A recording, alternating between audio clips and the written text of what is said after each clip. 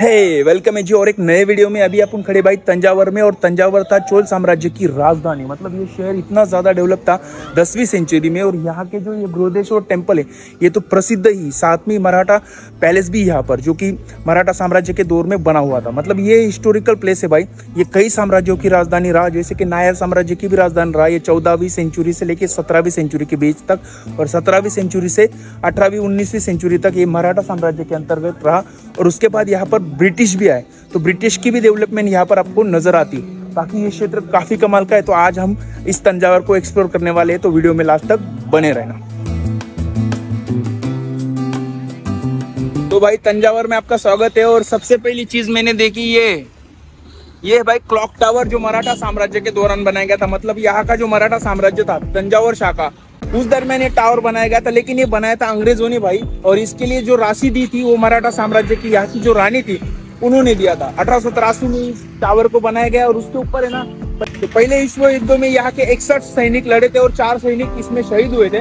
तो उनका भी यहाँ पे जिक्र किया गया है। लेकिन अंदर घुसने के लिए बिल्कुल भी जगह नहीं है भाई, तो मैं अंदर से बताया होता, बट अंदर नहीं जा सकते। बाकी ये भी एक व्हाइट चीज लगी हुई है। और वहाँ पर भी एक अंग्रेज टाइप बिल्डिंग है, मतलब पुरानी बिल्डिंग है, जो कि 18वीं 19वीं सेंचुरी की होनी चाहिए। और वहाँ पर भी है, मतलब यहाँ पर है ना कई सारी डेवलपमेंट है भाई अंग्रेजों के जमाने के। कई सारे चर्चेस भी है, और व्हाइट टाउन जैसी सिटी भी मुझे अंदर, मतलब व्हाइट टाउन जैसे हमने पौंडीचेरी में व्हाइट टाउन देखा था, कुछ उस टाइप यहाँ पे भी एक छोटा सा व्हाइट टाउन है। कुछ ऐतिहासिक और पुराने चर्च है, उसके आसपास छोटा सा टाउन है जो व्हाइट और असंख्य कलरों की बिल्डिंग से बना हुआ है। वैसे क्लॉक टावर के साइड में ऐसा एक और सामने एक है, और वहाँ पर जो सामने भाई वो बस स्टॉप है वहाँ पे। और भाई मुझे लगता है ना ये बहुत क्लीन सिटी रखी गई है। मतलब है ना, इसको थोड़ा सा डेवलप किया गया है अभी, बहुत साफ सुथरी और क्लीन नजर आ रही सिटी, तो ये अच्छा है। बाकी एक चीज बताना भूल गया भाई, यहाँ पे ना जगह जगह पे टॉयलेट होनी चाहिए। बस अगर कोई तंजावर से देख रहा तो वो चीज नोटिस कर लेना भाई। देखो यार, इस रास्ते से अपन आए, यही रास्ते पर आगे क्लॉक टावर है। और ये जो पार्किंग है ये बृहदेश्वर टेम्पल की पार्किंग है। और बिल्कुल उसके साइड में है ना भाई, ये राजेंद्र चोलास थे, जो कि चोला साम्राज्य के सबसे बड़े राजा रहे, राजेंद्र चोलास। इनका स्टैचू है, और बिल्कुल इनके स्टैचू के साइड में है ना वो बाउंड्री जो टेम्पल की, यहाँ से टेम्पल भी नजर आ रहा है। और ये टेम्पल की खास बात ये है भाई, ये है ना काफी दूर से नजर आता है, 5-7 किलोमीटर दूर से नजर आता है। इतना ऊंचा है, इसकी हाइट इतनी ऊंची है। काफी ये स्टैचू काफी खूबसूरत है भाई, और ऐसा सम्मान तो देना ही चाहिए। राजेंद्र चोला ने जो इंडियन हिस्ट्री में किया है ना भाई, मतलब चोला साम्राज्य ने जो इंडियन हिस्ट्री में किया है ना, वो किसी भी साम्राज्य को ये चीज जमी नहीं भाई। मतलब चोला साम्राज्य ने भाई 8वीं 9वीं सेंचुरी में समुद्र मार्ग से बाहर जाकर, मतलब इंडोनेशिया मलेशिया ये क्षेत्र को भी जीत लिया था, और वहां तक व्यापार अपना फैलाया था। और मतलब बंगाल की खाड़ी पे पूरा कंट्रोल इन्होंने अपना जमा लिया था भाई। मतलब ये बहुत महान राजा है चोला। बाकी ये स्टैचू के अंदर मतलब इस गार्डन के अंदर जाने के लिए जगह नहीं है। और वो जो है भाई वो पार्किंग है। तो चलते हैं अभी पार्किंग, और अब मैं आपको बृहदेश्वर टेम्पल बताता हूँ। तो भाई ये रहा मेरे पीछे बृहदेश्वर टेम्पल, ये रहा उसकी पार्किंग है ना, सामने पार्किंग है, और बिल्कुल ये टेम्पल है भाई। अभी अंदर जा रहे हैं अपन, और टेम्पल के बारे में मैं सारी चीजें बताऊंगा जो मैंने हिस्ट्री में सर्च की है, या फिर मुझे जो मिलने वाली है अंदर, सारी चीजें मैं आपके साथ शेयर करूंगा। तो चलते हैं अंदर के साइड। ये बाहर की दीवार को याद रखना, और उसके साइड में भी एक दीवार है, मतलब 2-3 दीवारें है, जो कि मराठा, नायर और अन्य जो भी यहाँ पे शासन कर रहे थे समय समय पर, उन्होंने उसे डेवलप किया। और मंदिर के अंदर भी कुछ चीजें ऐसी है, जैसे कि मंदिर के अंदर एक बड़ा सा नंदी है, जो नायरों के दरमियान बनाया गया था 16वीं 17वीं सेंचुरी में। और कुछ ऐसे मंदिर भी है जो समय समय पर अन्य राजघरानों ने बनाया। बट जो बड़ा मंदिर है, जो बृहदेश्वर टेम्पल है, वो बनाया था चोल साम्राज्य ने। तो ये रहा भाई फर्स्ट एंट्रेंस से अपन एंट्री कर रहे हैं, और देखो कितना बड़ा एंट्रेंस है। और ये देखो सामने भाई, ये द्रविडियन शैली से बना हुआ पूरा टेम्पल है ये। और जो ऊपर का जो पत्थर है भाई, वो जो ऊपर की जो रखा ये है, वो एक ही पत्थर है भाई। मतलब पूरा एक पत्थर को उन्होंने पिरामिड जैसा स्लोप बनाया था। मतलब पिरामिड जो बनाने की तकनीक थी, तो उस तकनीक से ये मंदिर बना हुआ है, जो 3 से 6 किलोमीटर तक उन्होंने ऐसा स्लोप बनाया था मट्टी का, और उसके ऊपर एक पत्थर लाकर वो ऊपर रखा था, और इसी तकनीक से पूरा मंदिर बना हुआ है। बाकी इस मंदिर के बारे में यहाँ पर बारीकी से जानकारी दी गई है, जो कि मैं पढ़ता हूँ, बट आपके लिए भी पॉज करके देख सकते हो। ये हिंदी वाली है, एंड देन इंग्लिश है ना नीचे, तो आप पॉज करके ये पढ़ सकते हो, और मैं भी पढ़ लूंगा भाई, और मुझे सारी डिटेल देने के लिए काम में आने वाला है। वैसे एक चीज मुझे पता चली कि ये बृहदेश्वर मंदिर का पहला नाम हुआ करता भाई राजराजेश्वर मुद्रा है, जो राजा ने बनाया था उसके नाम पर ये मंदिर का नाम रखा गया था। और उनके मृत्यु के बाद, मतलब राजा राम प्रथम की मृत्यु के बाद जिन्होंने इस मंदिर को बनाया था भाई, उनकी मृत्यु के बाद उनकी राजधानी चेंज कर दी गई थी। मतलब चोल साम्राज्य की राजधानी यहाँ से चेंज होती है और गंगेगोंड चोलपुरम को स्थलांतरित होती है, जिसके बाद तंजावर का बुरा दौर शुरू हो जाता है। तो चलते हैं के साइड से। बाकी ये देख लो यार बारीकी से।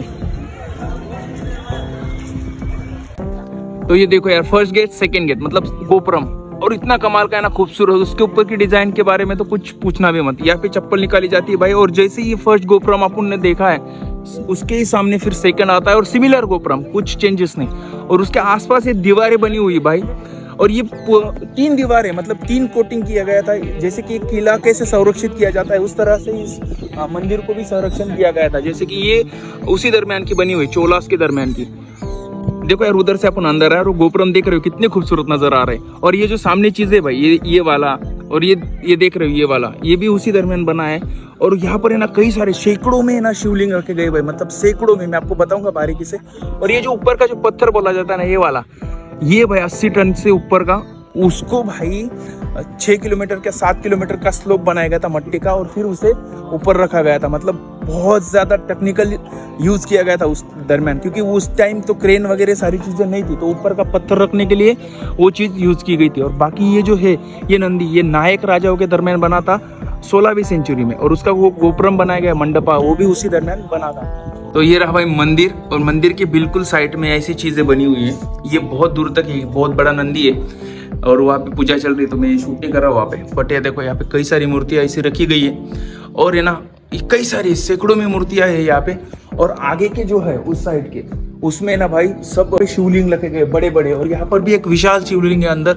और ये 3 से 4 मंजिली इमारत है भाई, मतलब 3 से 4 मंजिली वो मंदिर टेम्पल बनाया गया था, और काफी कमाल की टेक्निक से बनाया भाई। उसके ऊपर डिजाइन है, और उसके ऊपर कई सारे शिलालेख लिखे गए, कई सारे शिलालेख, सैकड़ों में शिलालेख है। जो कि मैंने एक चीज नोटिस की, यहाँ के जो मंदिर होते हैं ना भाई दक्षिण भारत के, उसके ऊपर जो भी राजा है मंदिरों को संरक्षण देता है, दान धर्म करता है, वो अपने शिलालेख इन मंदिरों पर लिखता है। मतलब ये परंपरा सैकड़ों साल पहले से चल रही है।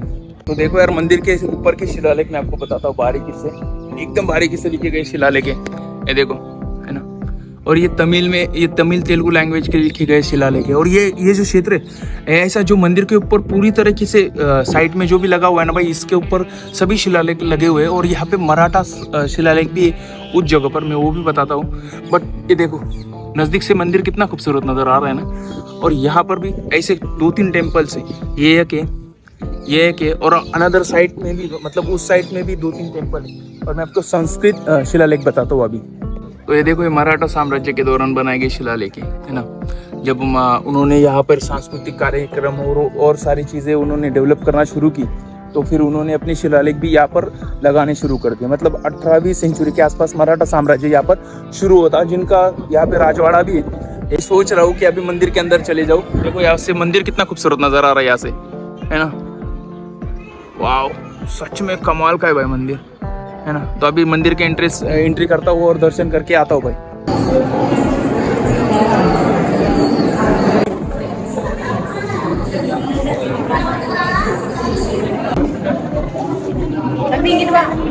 तो भाई वीडियो अंदर तो शूट कर लिया मैंने सब कुछ। मुझे नहीं पता कि मैंने आपको कितनी सारी हिस्ट्री बताई, लेकिन ये चोलास ने बना हुआ टेम्पल था। और ऊपर की जो मैंने एक जगह पे बताई कि पेंटिंग्स बनाई थी, तो वो मराठों ने बनाई थी, तो उसके वजह से उन्होंने अपने संस्कृत शिलालेख लगवाए थे। और मराठों ने इसके बाहर की एक वॉल भी बनवाई थी। और अंग्रेजों के समय में भी यहाँ पर सांस्कृतिक कार्यक्रम हुए, तो उनका भी थोड़ा बहुत डेवलपमेंट नज़र आता है। बट उन्होंने कोई शिलालेख अपने लगवाए नहीं यहाँ पर, बट मराठों ने, नायरों ने एंड चोलों ने इसको काफ़ी ज़्यादा डेवलपमेंट किया है।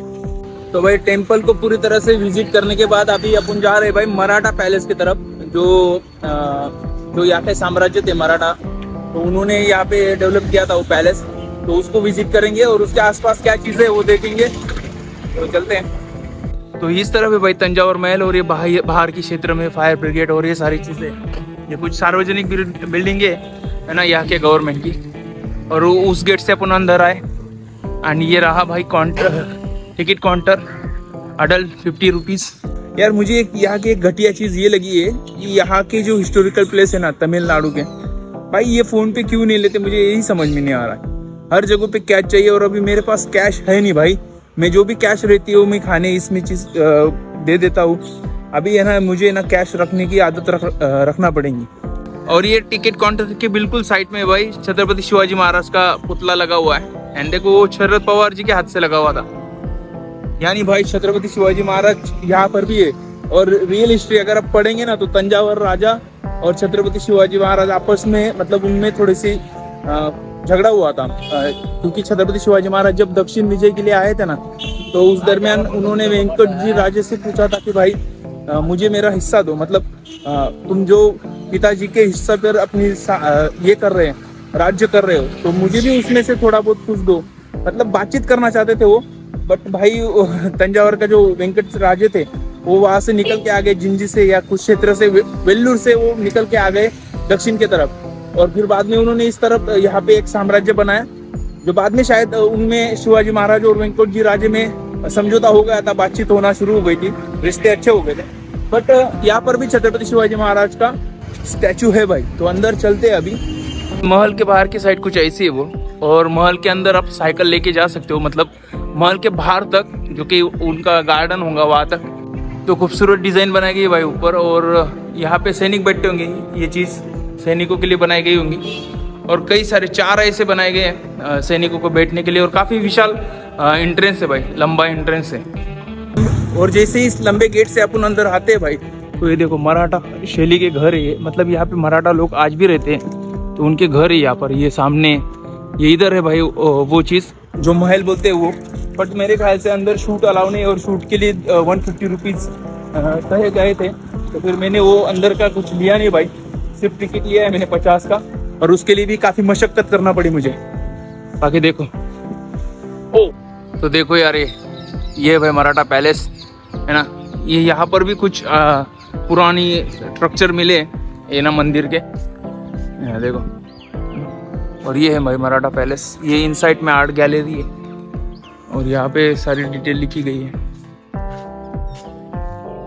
वैसे इस महल को 1760-65 के आसपास नायक राजाओं ने बनवाया था, लेकिन बाद में वेंकट जी राजे जो छत्रपति शिवाजी महाराज के सौतेले भाई थे, उन्होंने इस महल पे कब्जा कर लिया भाई, जो कि मैं अंदर के फोटो डाल दूंगा। तो उन्होंने कब्जा कर लिया और उसके बाद ये मराठों का महल बन गया। वैसे यहाँ पर है ना भाई वो वर्चुअल एडियो सेंटर है, जहाँ पे इंग्लिश और तमिल में बोला जाता है कि यहाँ के लोगों की हिस्ट्री। एंड यहाँ पे लाइब्रेरी भी है, ये बड़ी लाइब्रेरी है जहाँ पे आप किताबें पढ़ सकते हो, ये सारी चीजें। और इधर रहते भाई मराठा पीपल्स, महाराष्ट्र के लोग इधर रहते है ना, कार पार्किंग, ये सारी चीजें, इन लोगों का रहने का रेसिडेंशियल एरिया है इस साइड। ये है भाई मराठा दरबार हॉल है ना, तो सामने शाहजी राजे की तस्वीर बनाई गई है, पेंटिंग। और ये पुरानी स्ट्रक्चर है सब, ओरिजिनल 16वीं-17वीं सेंचुरी का। बाकी ये अंदर के महल के लिए ना सारी चीजें यहाँ पे लिखी गई है, देखो है ना, सरस्वती लाइब्रेरी इधर, ये सारी चीजें। और लाइब्रेरी है, बहुत बड़ी लाइब्रेरी भाई, यहाँ दुनिया के सबसे पुराने ग्रंथ, ये सारी चीजें यहाँ पे संरक्षित रखे गए हैं। तो भाई यार जो भी वीडियोस में मैंने बताना था वो बता दिया है। हिस्ट्री यहाँ की, जो मैं मुरुदेश्वर टेम्पल के लिए यहाँ पर आया था, और मराठाओं की भी हिस्ट्री काफ़ी कमाल की यहाँ पे, बट ज़्यादातर चोलाज और नायकों की हिस्ट्री इस हिस्से में ज़्यादा प्रचलित है। एंड मराठा बहुत लेट आए थे और कम समय के लिए रहे, मतलब मराठा 1675 के बाद आए और 1875-80 के आसपास यहाँ इंग्रज सत्ता आ गई थी, मतलब मराठा दुय्यम स्थान पे आ गए थे। तो 100 साल तक रहे वो, और उसमें उन्होंने ज़्यादा कुछ किया नहीं, क्योंकि वो आउटसाइड थे, तो यहाँ पे उनको इतना ज़्यादा सपोर्ट भी नहीं मिला होगा, ऐसा एक मेरा अनुमान है। मैंने हिस्ट्री नहीं पढ़ी है इन राजाओं की। और है भाई वो ऑडियो लाइब्रेरी में सारी चीज़ें बताई जाती है, खास करके वेंकट जी राजे सच में एक महान योद्धा थे। उसके बाद के राजाओं के बारे में हमें ज़्यादा कुछ पता नहीं है, इंटरनेट पे भी नहीं आता। तो जो भी चीज़ें मुझे पता थी इस राजघराने के बारे में और मुरुदेश्वर टेम्पल के बारे में, तो मैंने सारी चीज़ें आपके साथ शेयर कर दी है। और ये तंजावर काफ़ी खूबसूरत शहर है भाई, ये चोलास की राजधानी हुआ करता था, फिर नायकों की भी राजधानी रहा, और फिर मराठा साम्राज्य की भी राजधानी रहा। तो आज के वीडियो में भाई मैंने जो भी चीज़ें पता थी वो सारी चीज़ें बता दी है। तो वीडियो अच्छा लगा तो लाइक करना है, वीडियो में कौन सा पार्ट आपको अच्छा लगा ये कमेंट में बताना है, एंड इससे मज़ेदार वीडियोज़ के लिए मुझे सब्सक्राइब करना है। तो मिलते हैं अगले वीडियो में, तब तक के लिए जय हिंद।